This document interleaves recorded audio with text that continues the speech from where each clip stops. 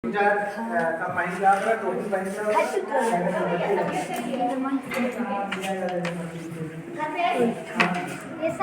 Good morning. Very very good morning. चलो बच्चों, आज वार्तिक प्रश्न का ये चौथी क्लास है ना। धीरे धीरे आप स्टोरी टाइप क्वेश्चंस यानी वार्तिक प्रश्नों को समझने लगे हो।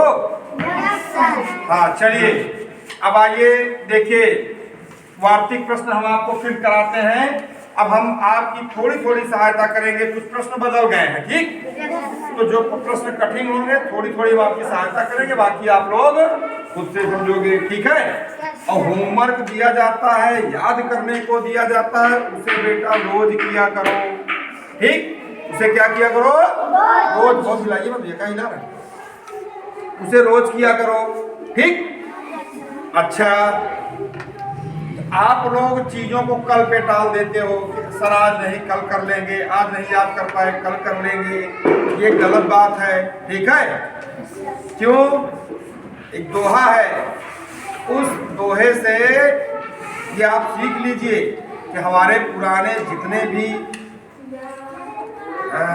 हमारे पूर्वज थे, उन्होंने जो कुछ भी कहा है वो सारी चीजें प्रमाणित तौर पर कहा है, यानी उन चीजों को उन्होंने समाज में देखा है, तब दोहा, कविता या तमाम सारी चीजें बनाई गई हैं, ठीक है। वो जीवन का मूल मंत्र है। जैसे उन्होंने क्या कहा था कि करत करत अभ्यास ते जड़मति होत सुजान,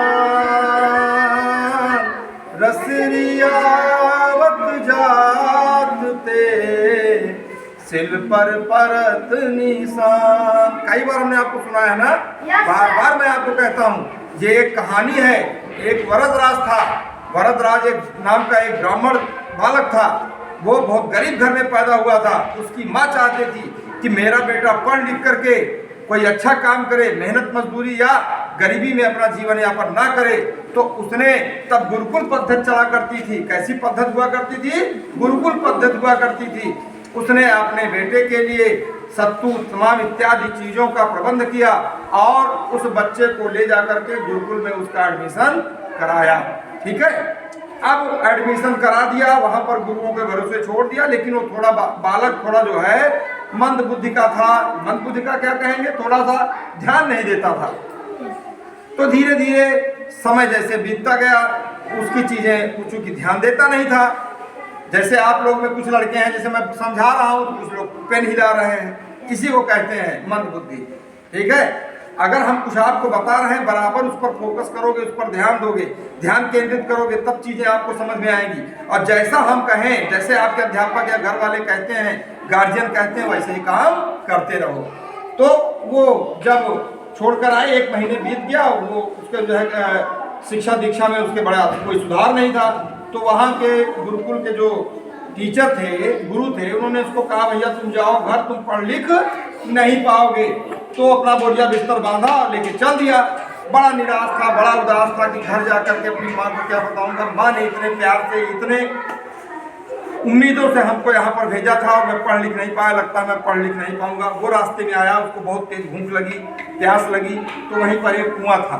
कुएं के पास गया और उसने अपना सत्तू खाया और कुएं से लोटिया डाल करके पानी निकाल रहा था।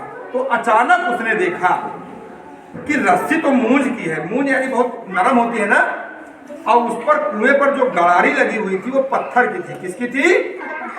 लेकिन उस मूंज को बराबर बार बार इस्तेमाल करते करते वो पत्थर भी घिस गया था। क्या हो गया था?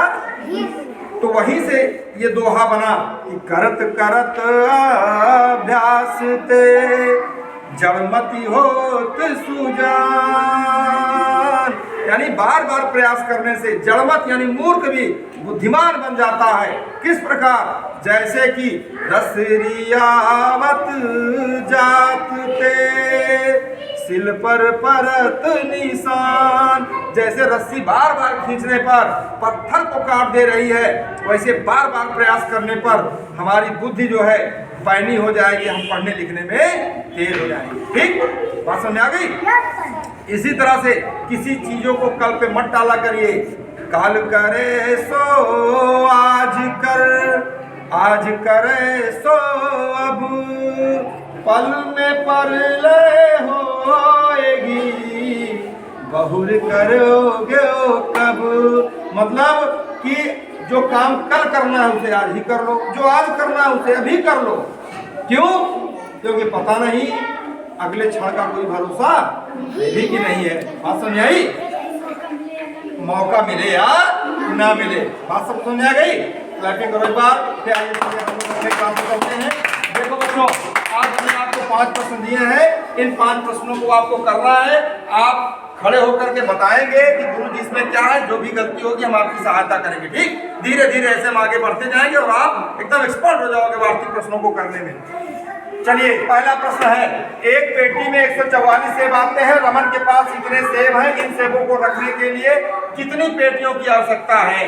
जैसे हमने आपको बताया भैया कि अगर आपकी ज्योमेट्री बॉक्स में मान लीजिए 4 चॉकलेट आती है, या आपकी जेब है, आपकी जेब में मान लो 4 चॉकलेट आती है।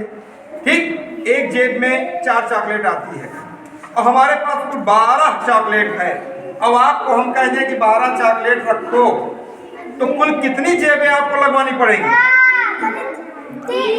3। कितनी? क्या किया आपने? क्या किया? भाग कर दिया ना भाई। एक जेब में 4 चॉकलेट आती है और 12 चॉकलेट हम आपको दे रहे हैं रखने के लिए, तो ऐसी कितनी जेबें होनी चाहिए? 3। भाई, एक में 4, दूसरे में 4, तीसरे में 4, 4 4 8 4।